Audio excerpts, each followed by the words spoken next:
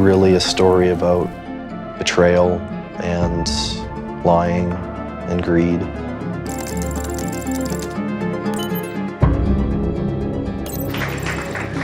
We're here to talk about Bitcoin. So, Gerald, starting with you. So I created QuadrigaCX in 2013, and we basically are now the largest exchange in Canada for buying and selling Bitcoin. Congratulations. Before Gerald Cotton died in India at age 30, nobody could get their money off the exchange. It's amazing that the biggest question I have is whether or not a person died.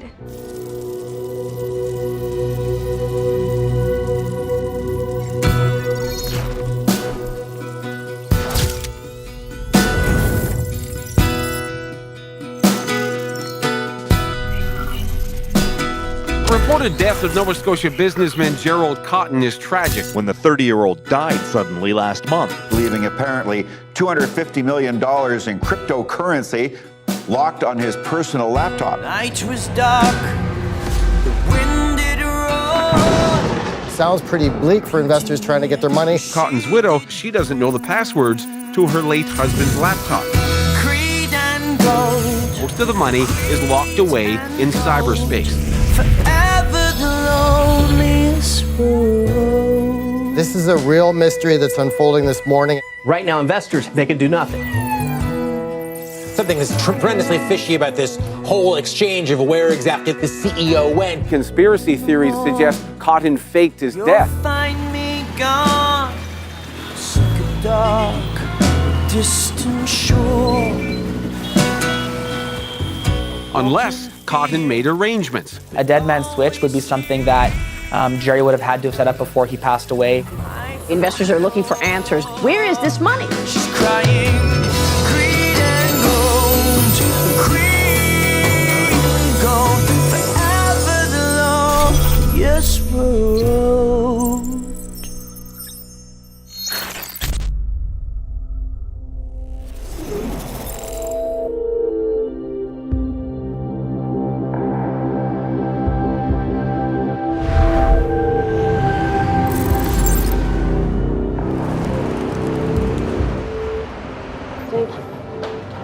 There's so much intrigue, there's so much funny business, you know? So it's kind of like connecting the dots and see what you can come up with. Maybe he was going to fake his death. Maybe he actually died. I don't know. That's another good question. I am an independent journalist, and I research cryptocurrency. First, I got interested in it because of the technology, and then over time that led to a fascination with financial crimes.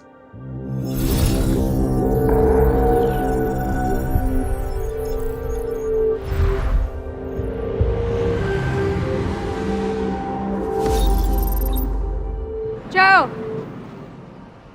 I'm a business reporter. I generally cover capital markets, but I've also kind of taken up this side hobby of writing about the sort of wacky world of cryptocurrency. I still sometimes just think about this story all this time later. What do you still think about? I don't know. There's so many crazy theories out there on the internet. I found out about Quadriga very early on. It was 2013. I was an intern at the Canadian Press Newswire and came across the fact that Canada was getting its first ever Bitcoin ATM. It's now up and running at the Waves coffee shop in downtown Vancouver. The virtual currency is traded in cyberspace and stored in a user's online wallet. And you go to a business that accepts it. They ring you up, you can scan a code on your phone, your balance goes down, and now you're enjoying your morning cup of tea. A Bitcoin ATM is a standalone machine where you can go up, put in cash, and you can buy Bitcoin just like that.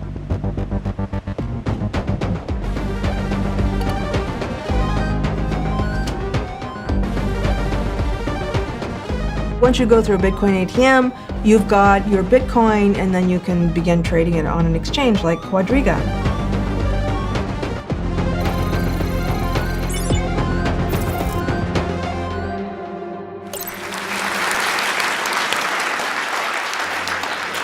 So for those of you who aren't familiar with Bitcoin exchanges and what we do, I like to compare it to a stock exchange. However, instead of trading stocks on our exchange, people trade Bitcoin. You have buyers and you have sellers, and they get matched and they transact with one another.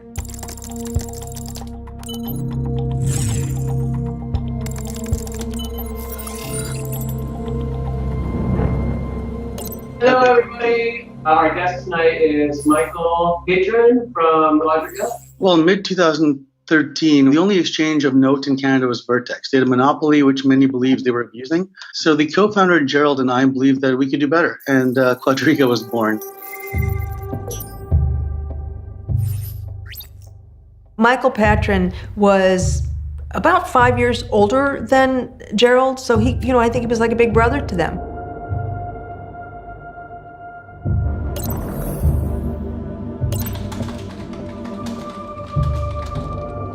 So he was one of the people that taught Gerald the ropes in this sort of business. As far as crypto exchange founders go, Gerald actually had a fairly public presence, presenting the image of a trustworthy businessman, of a trustworthy entrepreneur. And he was speaking our language. Today we are joined by Jerry Cotton, the director of Bitcoin Co-op, the founder of QuadrigaCX.com. And let me paint the picture. Mr. Cotton looks probably exactly what you think an internet genius would look like. A young, attractive man. I was doing some research because I knew you were coming this week. To be honest, I got more confused doing the research. With Bitcoin, so it's just a string of numbers and letters sending a payment to another string of numbers and letters. And when I send a transaction, it's recognized by a bunch of other peers in the network. And then it's publicly recorded into the public ledger, which is called the blockchain. See, that's the cool part about Bitcoin. There's a public ledger. So you can actually see all transactions that happen in the Bitcoin network. Really? Ever, yeah. So it essentially removes the need for a central authority. It's like the bank. It's interesting that this all kind of came out in the sort of aftermath of the global financial crisis. That crisis made a lot of people stop and go, well, why are we trusting these financial institutions? Why are we trusting these banks? There's no need for a central authority because everyone's the central authority. Ah, right. Which is the beauty of it, because then you get rid of the fees and a lot of the borders and things like that. Right. But how does Joe Schmo get involved? Well, the first thing I'd recommend doing is visiting Bitcoin Co-op.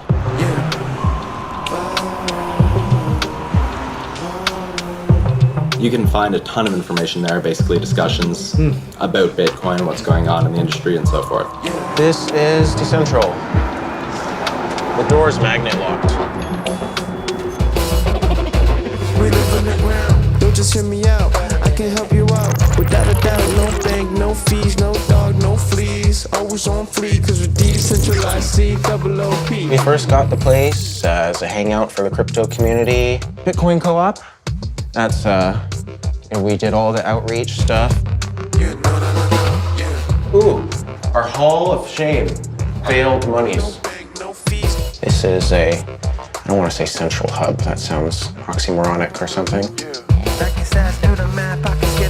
Quadriga, those guys, they came to the co-op offering basically to fund our outreach events. Like we got a table at Car Free Day, we gave away free coins to people. They got a lot of publicity through their associations with us. Every Monday night, we actually have our Bitcoin Co-op meeting. So we've had times when 50 people show up. Oh, yeah. And everyone's just interested in Bitcoin. I'd get to the meetups early and Mike would be there. He'd walk me through trading concepts. And he just did this, and the same way I get excited about Bitcoin, he got excited about trading. He had money, and he was a confirmed good trader. You can look at him posting his public positions early on and making some really good calls. He was really nice.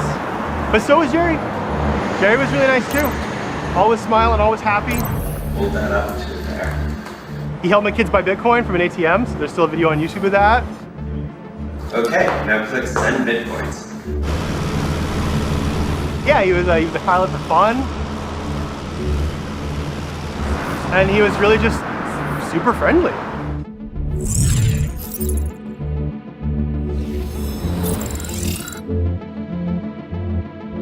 In many ways, Toronto Bitcoiners are a pretty small, tight-knit community. I'm the founder and CEO at Outlier Solutions. We're an anti-money laundering compliance consulting firm. So we spend most of our time trying to keep people out of trouble. I started going to meetups. That was where I first learned about Quadriga and where I first met Jerry. He was a really likable guy. Cool, it works. He was a really bright guy. He was really funny. One of the best parts about Canada's new money is that it's fully waterproof. Check it out. I was a person who had strong suspicions, and I didn't come out and say that publicly back in the day. And I think that there are a lot of folks in the community that are in the same boat, where we had a lot of reservations in terms of Quadriga generally, but we liked Jerry and we didn't want to see them fail, and we didn't call it out publicly.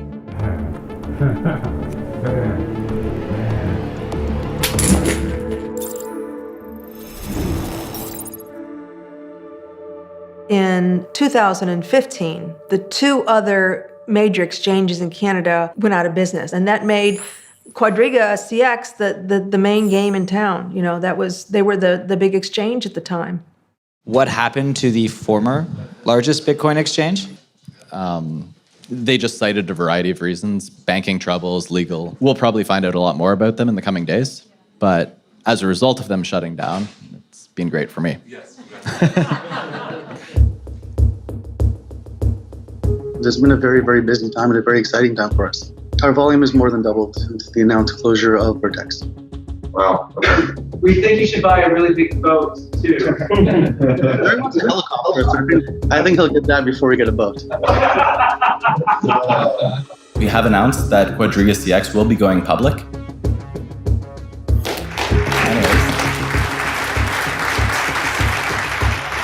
In 2015, they start, promoting it as the soon-to-be first publicly traded cryptocurrency exchange. And at the time, I thought, well, if they go public, that'll be a pretty big story.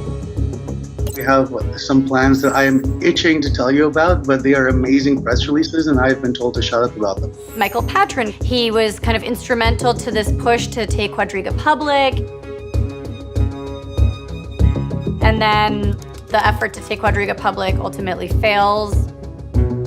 Patron says that him and Jerry have a big falling out.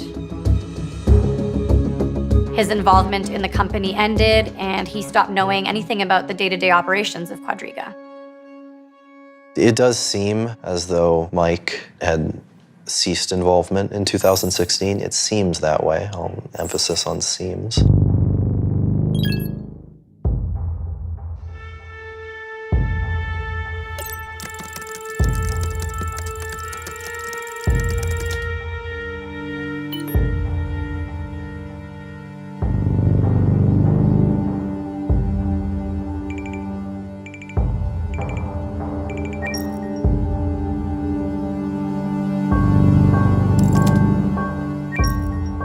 After that time, Cotton operated QuadrigaCX as a one-man band.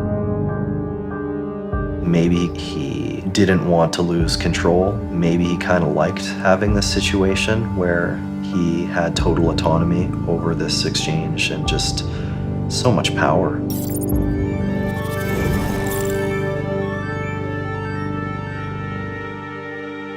People got into Bitcoin because they liked the idea of getting rich for free. Magical internet money. I'm a cryptocurrency journalist and the author of the book Attack of the 50-Foot Blockchain. This came out July 2017, just as the big cryptocurrency bubble was on its upswing. I started putting a few $1,000s in Bitcoin, and then a few months later it went from $1,000 to $2,000, and I was like, wow, I made 100% of my return.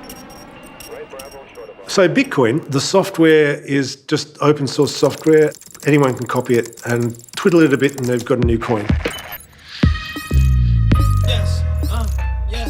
The bubble of 2017, that bubble was people pretty much just trading between the different cryptocurrencies and making a lot of money doing it. Like a lot of money doing it. Bitcoin, Ripple, Ethereum, got me investing in each of them. Bitcoin, Ripple, Ethereum. I got that crypto making me millions. I turned $350 into $12,000. He became a millionaire at 24. You absolutely can make a lot of money. The dizzying ascent continued today. It hit a peak in December, mid-December, where it was nearly $20,000. Bitcoin, Ripple, Ethereum. In 2017, about over $1 billion in transactions went through the exchange. There's so much money coming on to Quadriga now. All of a sudden, he's got this windfall of hundreds of millions of dollars. The other key player is Jennifer Robertson. That is Gerald Cotton's girlfriend, ultimately his wife. I knew that he was engaged, but he was very private and very quiet about that. People who thought that they knew him quite well said that she sort of came out of the woodwork. They didn't know who she was. We know that she changed her name, which makes her quite mysterious. She was Jennifer Griffith, and now she's Jennifer Robertson. There were also these rumors. At one time, she seems to have used the name Jennifer Forgeron. She didn't become Jennifer Cotton.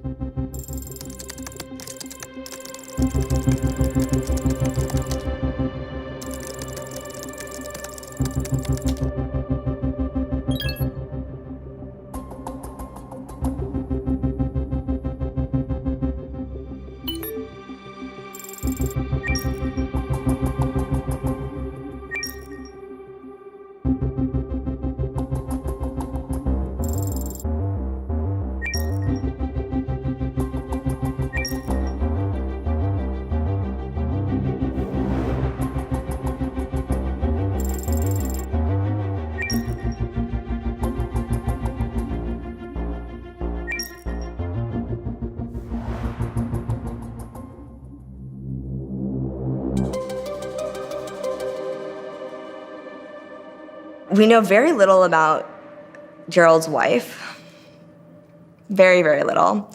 We do know that Gerald was living a very lavish lifestyle, which included a lot of travel, the purchasing of at least one plane. Jen and Jerry lived a life of luxury. He had this 51-foot sailboat. We know that they had all of these properties together, all of these wonderful vacations, staying in these fancy-looking hotels. Mostly when we corresponded, it was electronically, and he was usually traveling somewhere. So I just got the sense that he was traveling and enjoying the work from wherever you are mentality. But definitely that there were also problems there. It's late 2017, early 2018. And the price of Bitcoin now is falling. The cryptocurrency has gone from hitting a new record price yesterday to nosediving today. You know, there's a lot of trades on the exchange. The platform can't keep up with the business.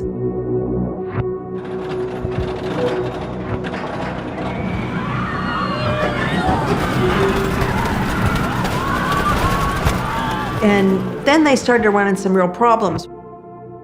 There is this theory that the company's financial troubles started with this Ethereum incident. In 2017, the company came out and said there was some sort of technical glitch that caused them to lose a bunch of Ether.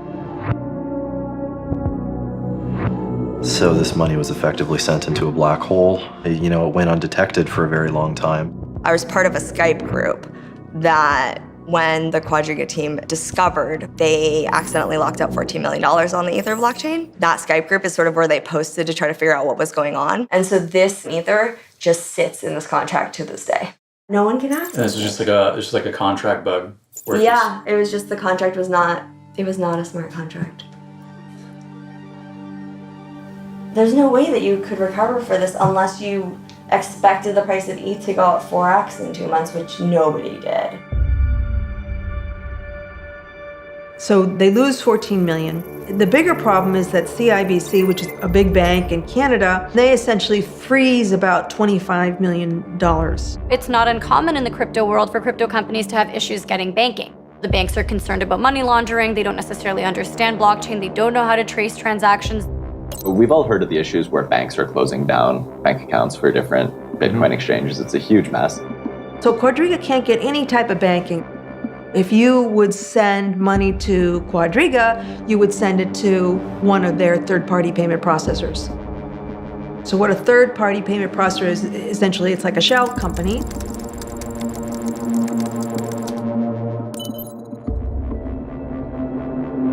And they'll sort of funnel money through this web of accounts or shell companies. The CIBC funds, they froze them because they didn't know the source of the accounts. It was really annoying for customers and be like, hey, give Quadriga back their money, jerk. I'm trying to withdraw my money, stupid bank.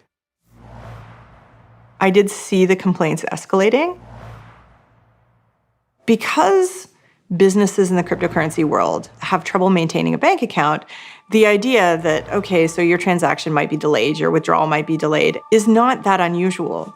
They posted Facebook updates every day, almost every day during this time. And even on Reddit, people were saying, oh, people always got their money. It just took a while, but no one ever, didn't receive their money. At that time, this was October 2018. So I believe them. January 14th, 2019.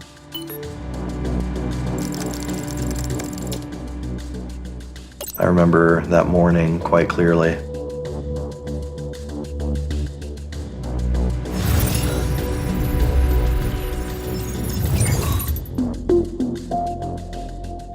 There was this notice from Quadriga that Gerald Cotton died suddenly.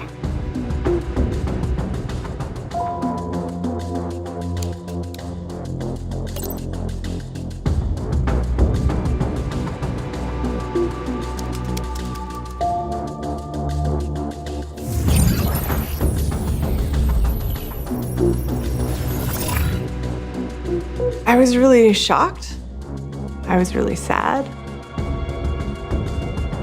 I really liked him. I'd seen the headlines. Reddit was going crazy. There were questions all over, and we didn't really know anything at that point. We knew that he had been in India. They had apparently gone to India to celebrate their honeymoon, right? And to open this orphanage. After talking to people, we discovered that he had had digestive issues and specifically Crohn's for some time. It's kind of rare these days for people to die of Crohn's. He has this horrible episode that starts with what just looks like traveler's diarrhea and then ends in 3 cardiac arrests and his death. And apparently the only person by his side continuously until Jerry died was Jennifer. Rather than letting people know right away that Gerald Cotton had died, she withheld that information. They've been operating for a full month after he died. Yeah, it doesn't make a lot of sense, right? Like, how do you square that? It sort of brings up the question, what role did Jennifer Robertson play in all this, I mean, there's just question after question after question. Jennifer Robertson then became, at that point, the largest shareholder in Quadriga.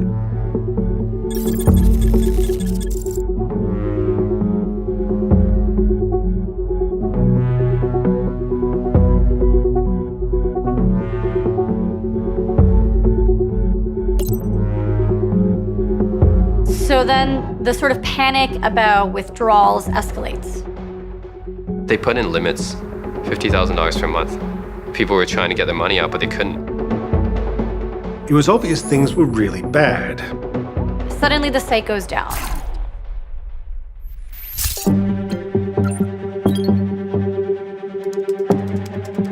My stomach turned. I knew what it meant. No one ever sees that in an exchange site and doesn't think, is all my money gone? That was quite a big red flag. I haven't stopped seeing red for a month now. And then I believe it was a day or two after that, there's a notice on the website that says, Quadriga has filed for creditor protection. My co-writer Joe Castaldo got the filing from the courthouse, and he says, oh my God, there's $180 million of crypto that seems to be missing, and there's $250 million total that is owed to people, and they can't get any of it. And at that point, we knew we had a pretty big story on our hands.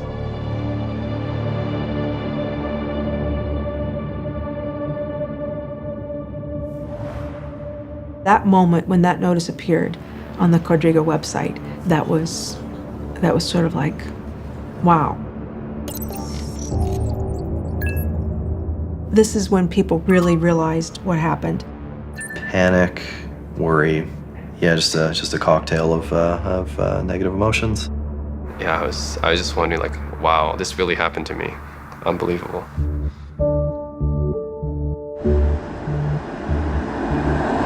We were pulling 18-hour days. I would go to sleep thinking about Quadriga, and I would wake up thinking about Quadriga.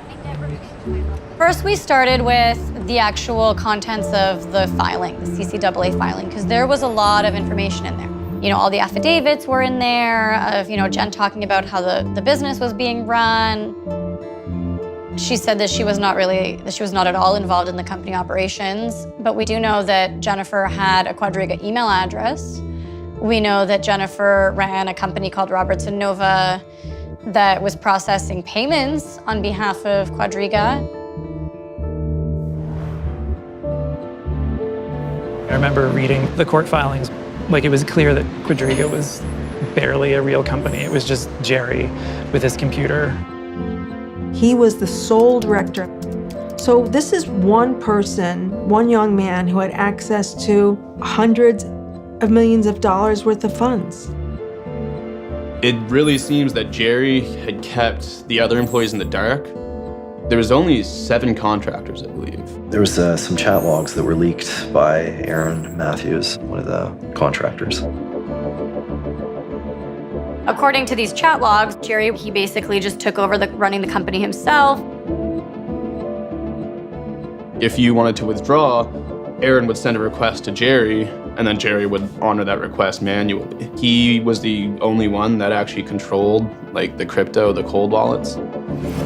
Your cold wallet, that'd be your bank vault that has $100 million in it. And then the hot wallet would be like the teller who has like 10 grand cash. So if you rob the teller, you're not getting all that's in the bank vault. If you lose the key to the bank vault, you've lost the gold bars. This is exactly how it works. If you lose that key, your coins are gone. It's not normal for an exchange owner to be the only key holder. I was very surprised to read about the keys. So the idea that no one else had access to any backups in any meaningful way. He was so diligent and he was so paranoid in so many ways that there would have been something somewhere. He paid lip service to having cold wallets spread in different safety deposit boxes. We're obviously holding a bunch of Bitcoin. Yeah. So what we do is we actually store them offline in paper wallets, in our bank vault, in a safety deposit box, because that's the best way to keep the coins secure. And Gerald makes reference to a safe that he had bolted to the rafters of his attic. When the safe was investigated, all that was found were four holes.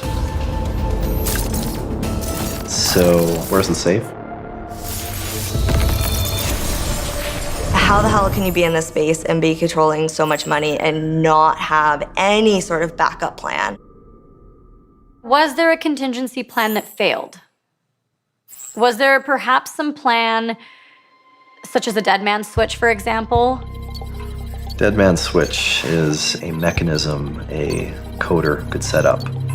Say if Jerry didn't put a password in for 30 days, then, you know, his private keys would be sent to someone who can take care of it. And if there was no plan, why was there no plan? Was it hubris? Was it Jerry thinking that he was invincible, that nothing could happen to him? Was it because Jerry didn't feel that he could trust anyone?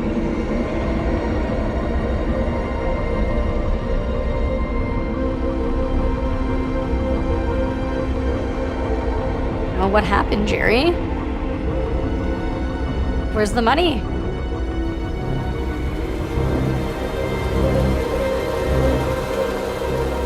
I certainly have a lot of empathy for people who lost money in Quadriga.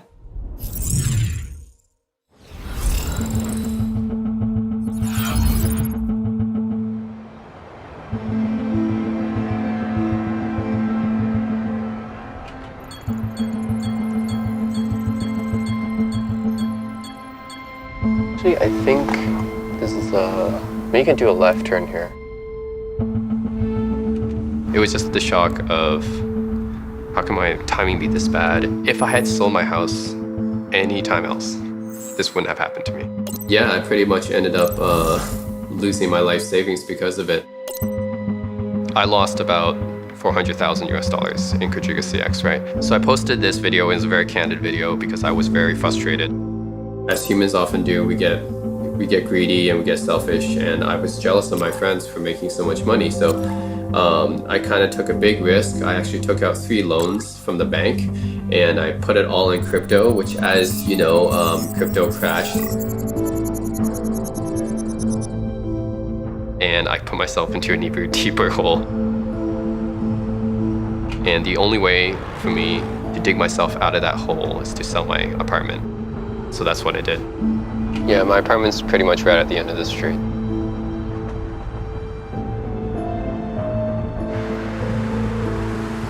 I was in the west one, which is this one right here, 5th floor. I sold at a time when I also wanted to kind of move back to Canada. I wanted to quit my job, but it's what came after, you know, that kind of really shook me.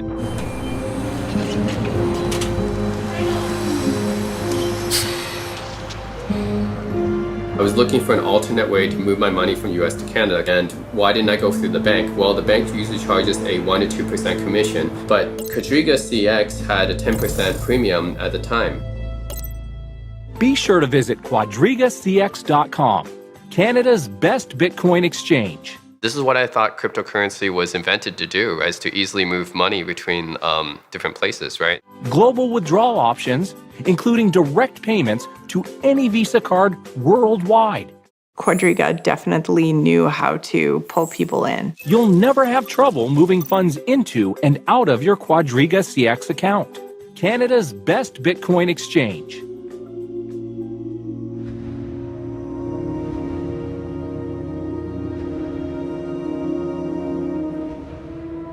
I was really depressed, right? I was basically gambling with my money. The only investment advice that I ever give anyone when it comes to Bitcoin, cryptocurrency, anything that's really high risk, is think about all of your money. Picture it just catching fire and burning slowly.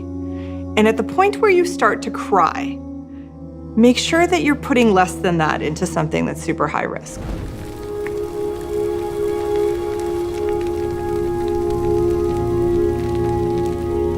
Most important thing, all viewers, anyone watching this has to know, is not your keys, not your coins.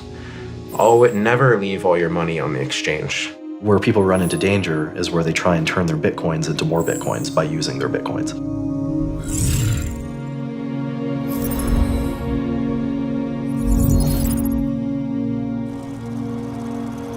Having a background in computer science, I was able to appreciate crypto.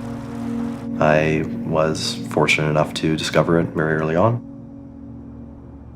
I had stored much of my wealth in Bitcoin. I wanted to take the fortune I had generated, diversify it, and move on to other things.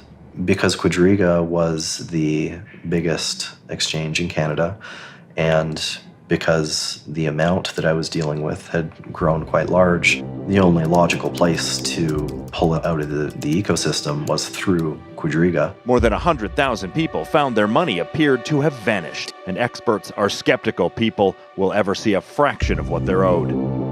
It's difficult to let it go, and maybe even it shouldn't be let go until we do have clear answers regarding whether or not there's money still out there. I tried to rally people on Reddit. It wasn't long after that we had a Telegram group with, new people joining by the minute. So we all kind of flocked to the Telegram group. At the beginning, we were just thinking about, let's get ourselves some lawyers, try to get some of our money back, and try to understand what's going on.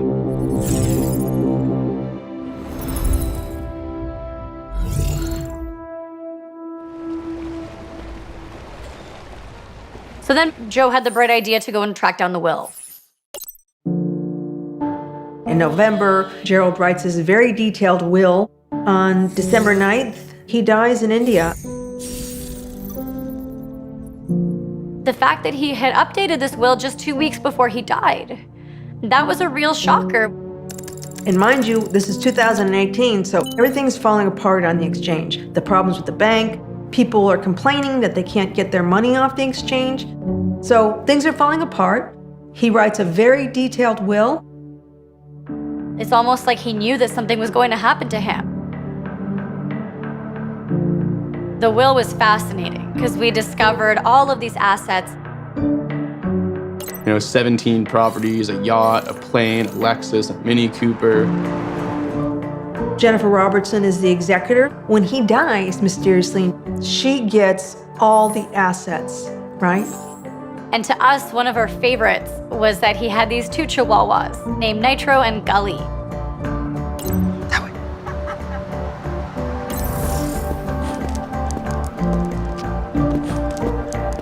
He had left this sum of money, this $100,000 trust, for the care of these 2 chihuahuas in the event that Jennifer doesn't survive him.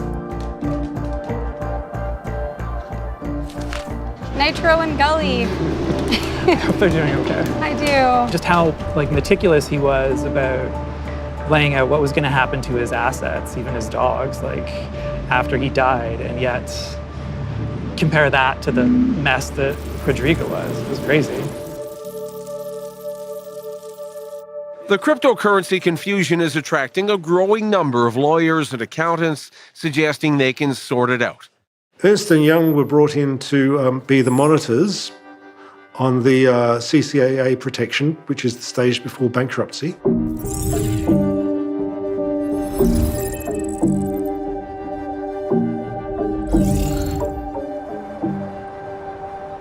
Ernst & Young, the court-appointed monitor, says it has secured a total of 11 electronic devices used by Gerald Cotton and is working to gain access to the assets that are still off limits. Plans are also underway for a forensic review, an effort by crypto experts to figure out how to find all those missing investments.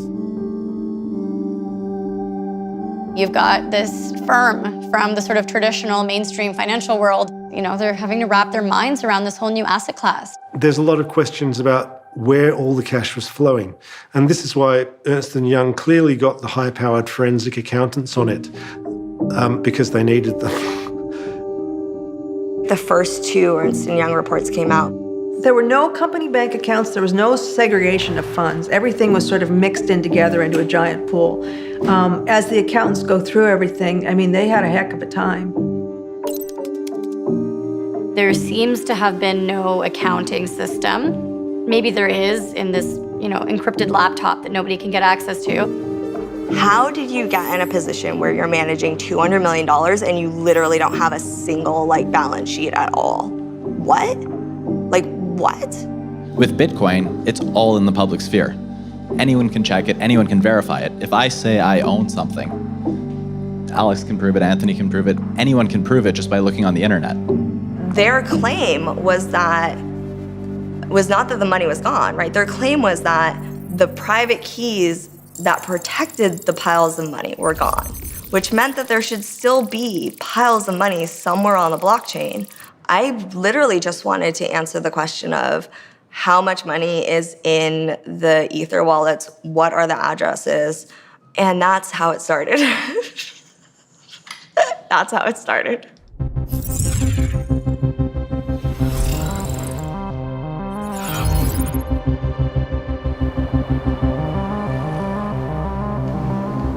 I am the founder and CEO of MyCrypto.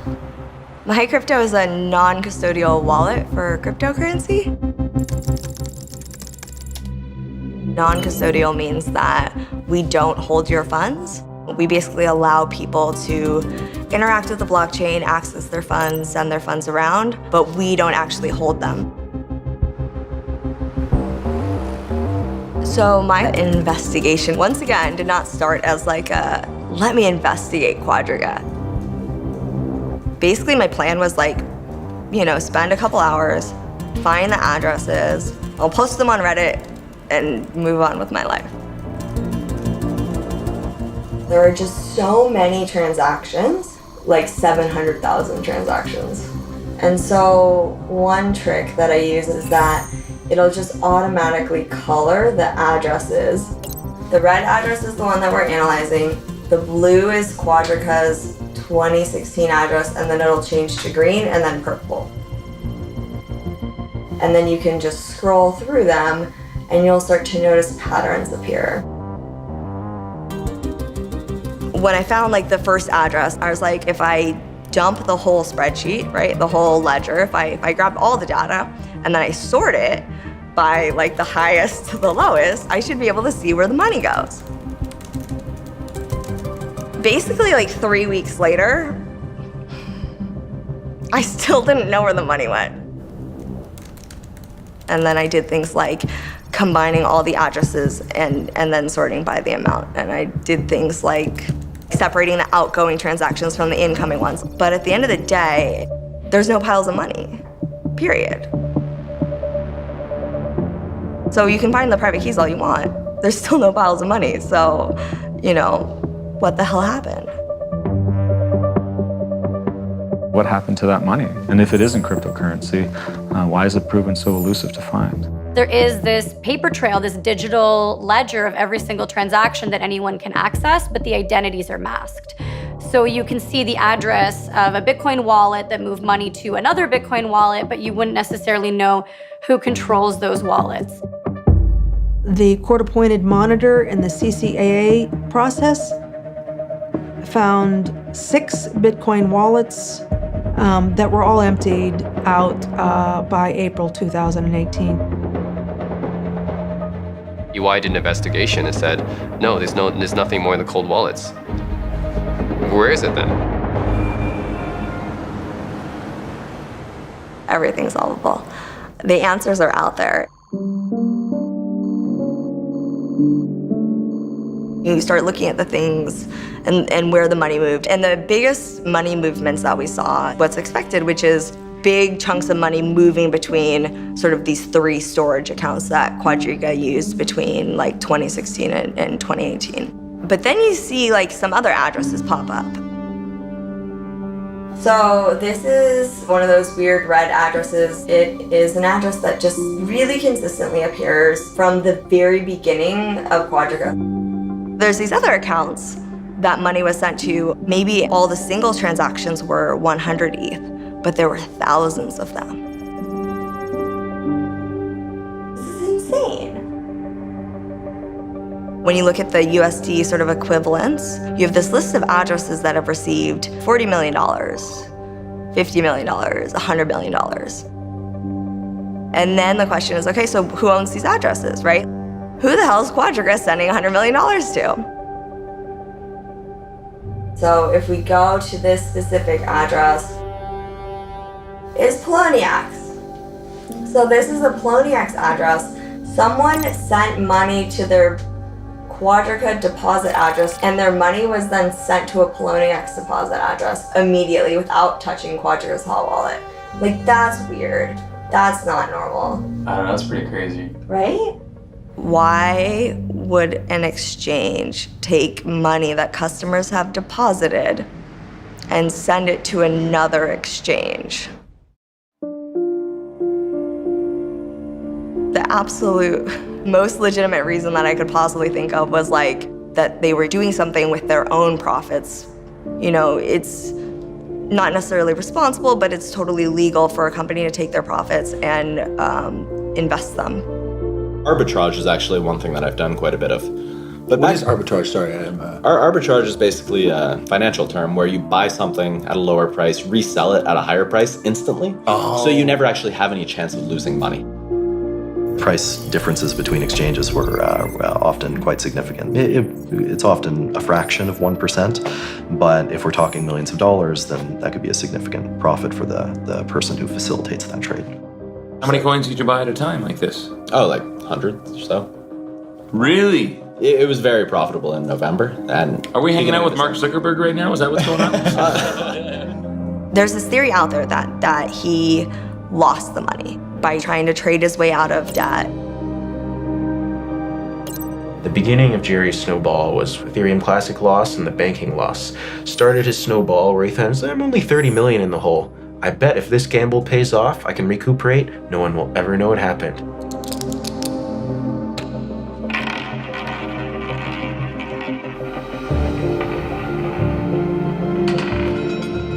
Jerry seems to have thought that he could trade his way out of his problems, the sort of trading that's gambling. He was just really bad at it. He lost all the money, and it's like, why did you do this? It looks very like an overconfident idiot.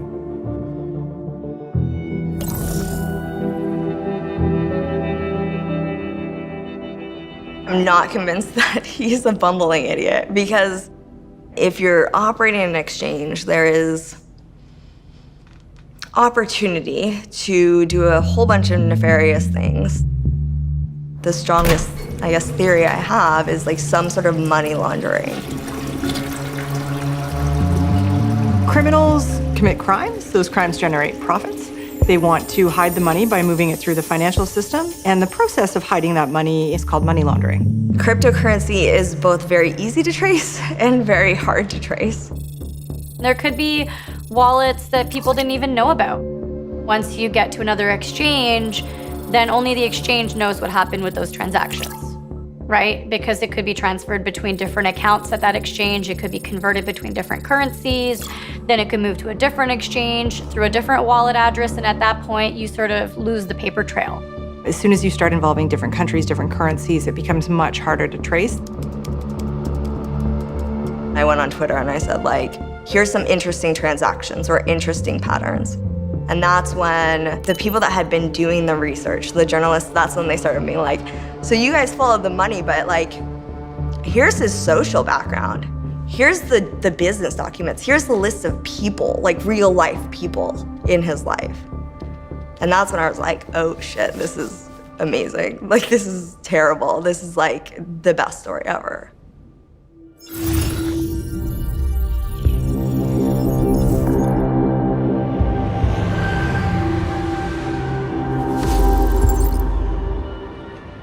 The internet was filled with all these rumors about Michael Patron. Yeah, those rumors were very persistent. I don't know, I was very intrigued by it because I looked up Michael Patron and I saw that he graduated from university or something. So I just emailed the school to find out, like, hey, did this guy actually graduate? And they said, we have no record of somebody with that name. I was like, okay, if that's not adding up, there must be something more going on here. I've been working with digital currencies since about 2003. Everything okay? Someone at the time had posted how he was actually this money launderer, or that he was an identity theft, and that he actually went by a different name, which was Omar Dhanani. Omar Dhanani is a guy who served time in prison in the United States for his role in an identity theft and credit card fraud ring called Shadow Crew. And the service that he provided to Shadow Crew members was a money laundering service. So Shadow Crew gets busted by US authorities. And he was sentenced to 18 months, and it does look like he served close to that sentence. And then we've managed to obtain the booking photo of Omar Dhanani from the Passaic County Sheriff's Office in New Jersey, where he was taken in on his Shadow Crew charges. And we tell Michael Patron, look, we have these 2 photos of you. And I mean, they're of you. Close to 15 years had passed between those 2 photos, but it's still very clearly the same person. He's got the same facial features. You can see there's some kind of like scar or pockmark or something kind of on his forehead.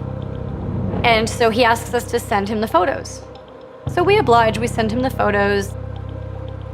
Yeah, he told us, while I obviously disagree with your conclusions, I have to wait for counsel prior to responding more thoroughly, which is unlikely to happen before your deadline. Bye-bye. Bloomberg went and found the actual name changes. He went from Omar Danani to Omar Patron and ultimately to Michael Patron. So his name is Michael Patron, that's his legal name, but he is the same guy who was Omar Danani, the convicted hacker. And we had even asked him, remember, we said, "Are you Omar Danani?" And he just said no. A man of mystery, I guess.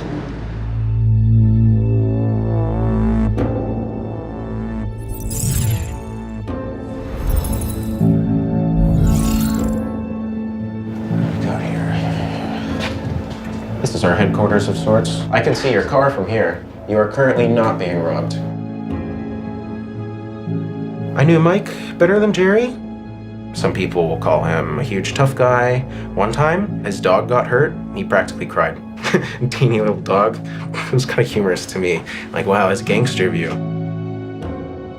I think that's probably a lot of people who do bad things. People are very complicated. Like, I heard accusations about identity theft. You know, and I told him, you have to tell me the truth, your name, what you've done. And he just refused to be honest with me. So I just said, we can't be friends anymore. How do you get to a point where this individual, who's definitely known to police in Canada, is responsible for people's money?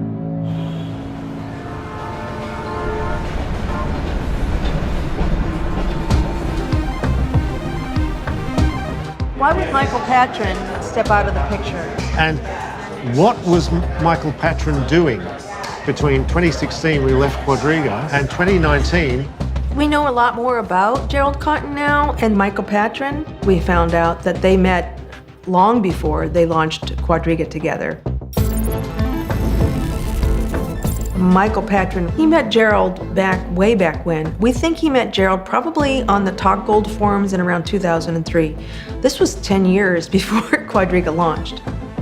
Talk Gold forums, that was a forum for promoting Ponzi schemes. He was in high school, and that's where he met Mike Patron. He's been doing this kind of scammy stuff since he was young. Do you remember S&S Investments when he was a teenager? Yeah, of course. His first Ponzi scheme that we found, like, he did lose investors' money then too and tried to return it all. Jerry Cotton, he was a Ponzi schemer since he was 15. And he's a guy who thought, I can get money out of people just for the asking. Yeah, actually, I heard a sort of an anecdote about how he was buying candy from like a confectionery and then reselling it to kids in his elementaries. You know, you could look at that and say, oh, he's an ambitious young entrepreneur.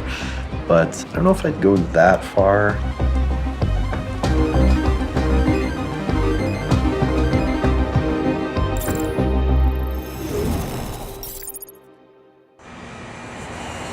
After his release from prison, we know that Omar Danani was deported to Canada and then registered a company called Midas Gold. It's basically an exchanger for Liberty Reserve, this very large black market bank. So he gets back into moving money again, because that's what he knows best. There was evidence that Gerald Cotton was involved in that as well.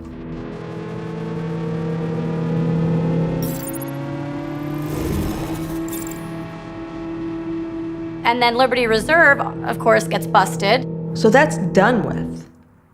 So what next?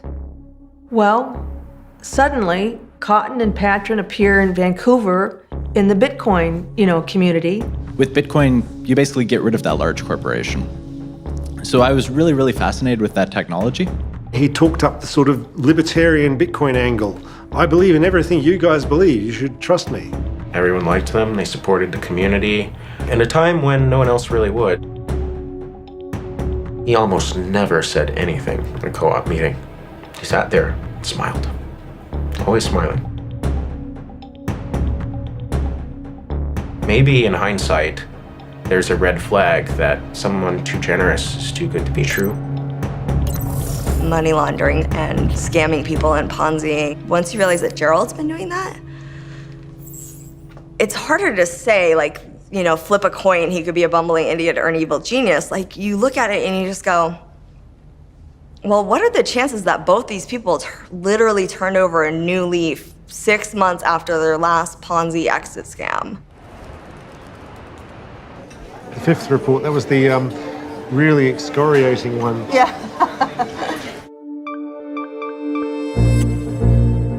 We have found out later through Ernst & Young, Gerald Cotton was setting up fake accounts on the exchange.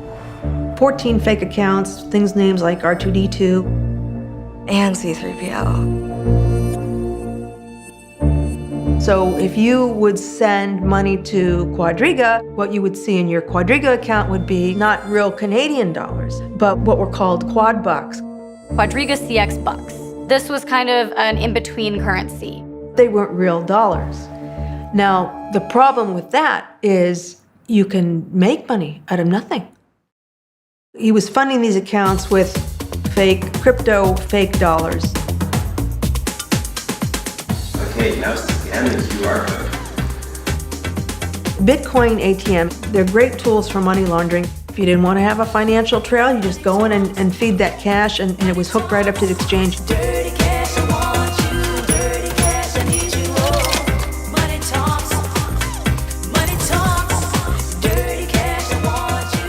People could actually, if they withdrew money from the exchange, if they could go and pick up cash at certain locations. They'd even have boxes of cash sent to them, their door, okay? Shoe boxes of cash delivered. That's a tip-off to some funny business right there. According to court documents that we have from Ernst & Young, Gerald Cotton would direct these third-party payment processors or shell companies to funnel money directly into his bank account and the accounts of Jennifer Robertson. Oh, that's great. Famous stove. The stove full of all the unpaid checks. That's just fabulous. Yeah. There was a great photo, which was from one of the hearings, of a stovetop with bundles of bank drafts sitting on it that had been there for 2 years, uncashed. People were sending them money in 2017. They never even banked it or cashed it in any way. It's like, how does that work? It was some sort of money laundering chop shop. We take steps to make sure that people aren't laundering funds through our system. We obviously don't want to facilitate any sort of illicit transaction of that type. I'm just imagining the person at Ernst & Young writing those monitor reports. They don't actually say, and everyone involved should go to jail immediately, but they totally mean it. So you have to have a certain intelligence and an understanding of people and greed to be a good con man. It's possible that he realised sometime in 2018 that he'd really screwed up his own con. At what point did he start to think, maybe I have to have an idea for how to step out of this? The scam was collapsing. He couldn't keep it going any longer. Then, whoops, he died. Quite soon after he died, someone came to me and said, dude, he's not dead. It was the time of his death that made people wonder, was there a possibility that he had faked his death? Was this an exit scam? If you were going to fake a death, India would be a great place to do that. You know, dying on his honeymoon while building an orphanage for children is just all like too perfect. It's so nice that it's a red flag for me. He's building an orphanage, okay, well, maybe he's a philanthropist. And then I kind of ran that by a couple people, and they said, no, we never really knew Jerry to have this sort of charitable side. Everything was falling apart in the exchange. It was at this point where make or break. And we have seen exit scams in the cryptocurrency world before.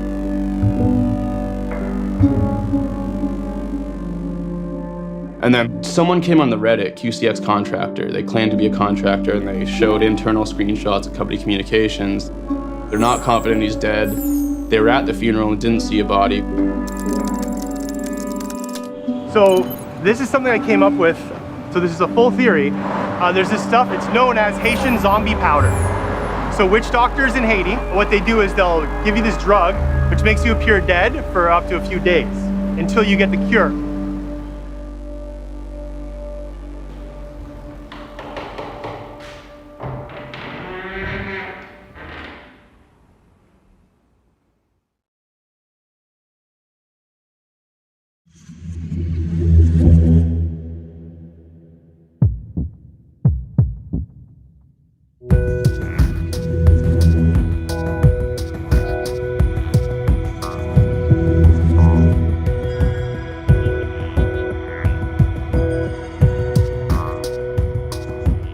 conspiracy theorists on the internet are like, he's definitely alive. Like, no, everyone is like, we don't know if he's dead. We don't know if he's alive. Flip a coin.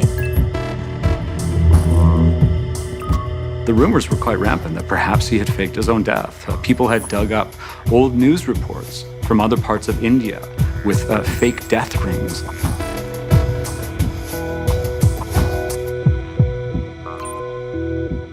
To me, it wasn't so much being driven by conflicting hypotheses, so much as it was kind of the thrill of the chase.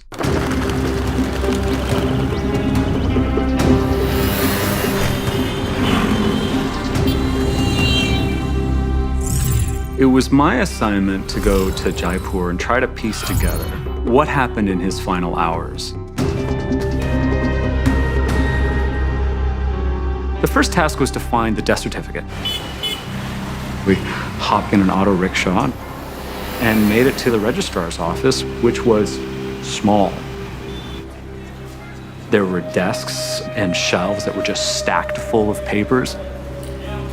And the next thing we know, they had pulled up the actual death certificate, and they said, would you like a copy? And we said, sure. And I just remember I was working with a local journalist who speaks Hindi, a local fixer, and just high-fiving, like, wow, this is great, we got it. And this is happening. The death certificate had his name spelled wrong. It was Cotton with C-O-T-T-A-N. That death certificate came from the official computer of the registrar. And it confirmed the address of the deceased at the time of death was the Oberoi Rajvilas Hotel, which is the most expensive hotel in the city. We got on another auto rickshaw and we traipsed across the city to the Oberoi Rajvilas. This place was built sort of as a modern-day palace. Very, very large, sort of verdant grounds. It's quiet, there's peacock calls. I'm not sure there are that many guests who show up at the Oberoi Rajvilas in an auto rickshaw. But they let us in, and then we said we'd like to speak with the general manager. He just said, it was very sad what had happened, and he didn't want to speak about anything else. And so that was that. We weren't able to entirely piece together their itinerary. They landed in New Delhi, and then they went to Jaipur. And we did know that their next destination was Hyderabad. They had said that they were going to open an orphanage. And a picture had emerged on Reddit showing this orphanage. And so the question was, is the orphanage real? Does it exist? And indeed, it did exist. With their names on the red sign, and their names were inside as well. Their plans were to spend 2 hours there and turn around and leave. 2 hours was a relatively short amount of time to book for something like that. For me, the big question was, what happened in the hospital? We had a statement from the hospital, but what we did not have was a really sort of detailed view into what had taken place. And so we wanted to find the doctor. Jerry Cotton had frequent episodes of vomiting and watery stools. Doctor said at first they thought it was just traveler's diarrhea, which is very common, of course, in India. He said Jennifer Robertson spent the night in the hospital with him, and then the following day, he had been booked for an ultrasound. As he was booked for the ultrasound, he started experiencing what the doctor described as restlessness and a shortage of breath. They were worried about a rupture or something else in his intestine. Things went downhill very, very quickly. He had a heart attack. He was revived.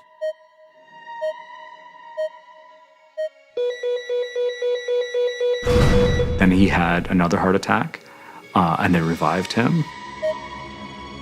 And then he had a third heart attack, and they couldn't revive him.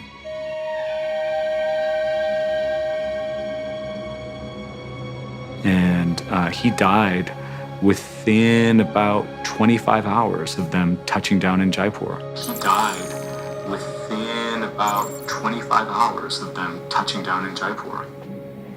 dramatic. When it's coming out both ends, it's almost always an infection. What Crohn's disease is, it's when the immune system is inappropriately turned on and causing damage to the bowel. From the story that we heard, it sounded as if something catastrophic happened, like he had a perforation in his bowel and then an acquired infection. The doctor seemed quite troubled by the whole thing. He said he made clear that he'd been running through this again and again and again. The doctor had come to the conclusion about what was the most likely cause of death.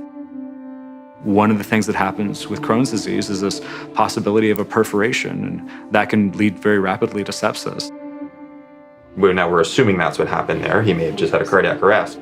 It is obviously very uncommon that someone at that age, without any other cardiac or respiratory problems, would have not survived that event. But if they weren't properly resuscitated, then certainly that something like that could have led to one's demise. I spoke with the police. He said, as far as I'm concerned, this was a natural death. There was no autopsy. Why was there no autopsy done? You do that in a case where there are suspicions about what might have happened.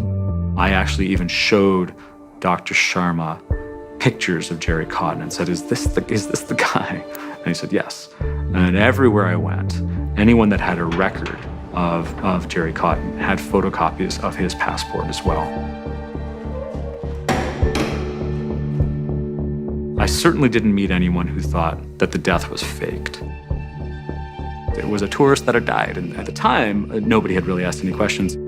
I suppose if you look at this stripped of all the questions that emerged later, you can look at this as just a horrifically sad 24, 48 hours for a newly married couple.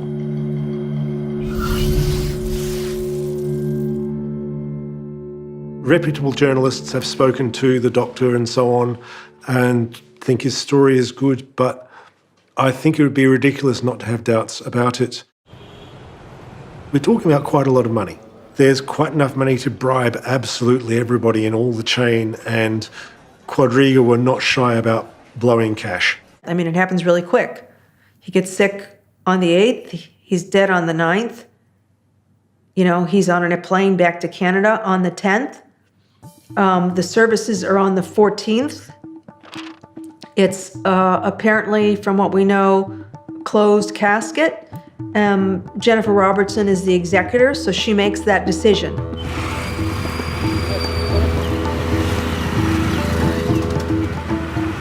There were a few more questions. One was, what had happened with the body? Because it was a closed casket funeral, and so people were asking questions. Well, was there actually a body? What's happening? And so we also wanted to speak with the embalmer. So we walk into this office, and this woman, Dr. Simi Mehra, is sitting there. And we said, hey, we're here, trying to understand a little bit about what happened to a Canadian man who died here. She's like, oh. She's like, yes, they brought the body here, and I refused to embalm it. And we were like, what?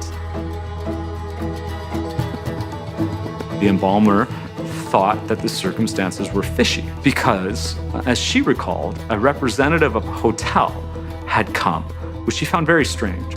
Normally, the body would come by ambulance. Normally, the communication would come directly from the hospital. And when she asked what had happened, she was given only a sort of a very cursory description of what had happened. She's like, well, this is very, very strange. And so she said no.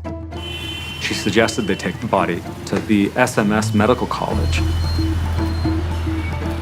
It's a place where police are often present. And so she said, take the body there. And so that's where we went next. We walked in, the first thing we walk along this hall, and the first thing we see a sign for anatomy department, which is what we're looking for. And we see this doorway that has 2 skeletons, both of which have what appear to be ping pong balls in the eye sockets.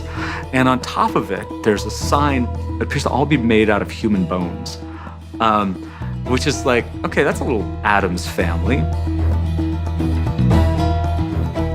Then we wanted to see the records.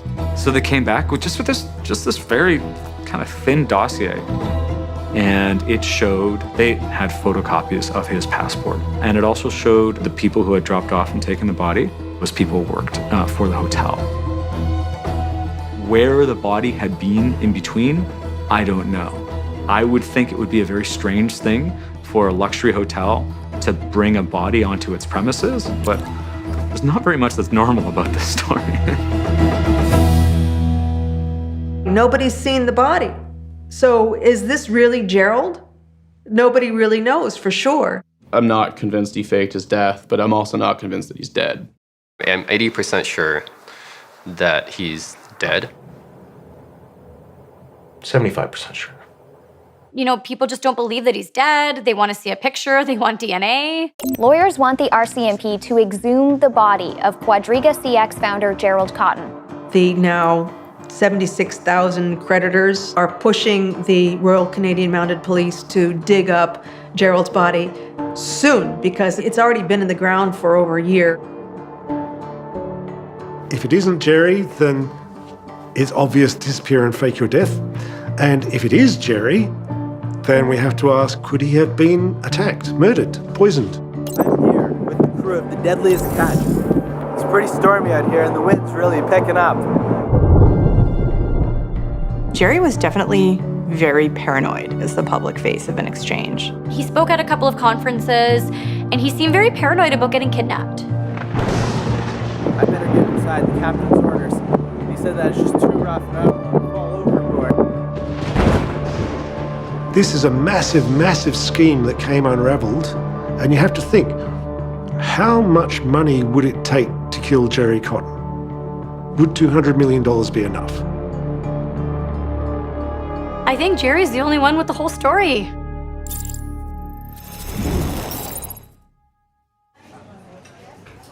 There's so many open questions, you know, it's just a beautiful example of the rampant fraud and scams in the industry.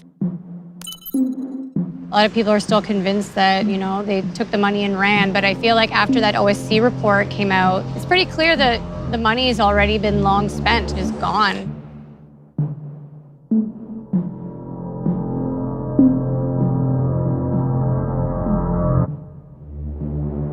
My theory is they kind of stumbled into a real business because it coincided with the Bitcoin boom and they had a functioning exchange on their hands. But in the end, Jerry treated it like one of his old scams. If you could interview any one person, who would it be? Probably Jen. What little they've recovered, plus all of Jennifer Robertson's Quadriga bought houses and so forth, will be sold and redistributed to the creditors, and they'll get cents on the dollar. To find out that your husband wasn't who you thought he was the whole time.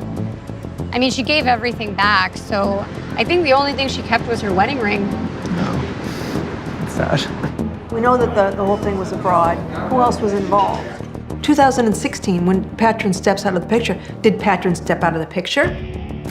Did they talk about the exit scam with Patron? How much he's involved in it, we don't know.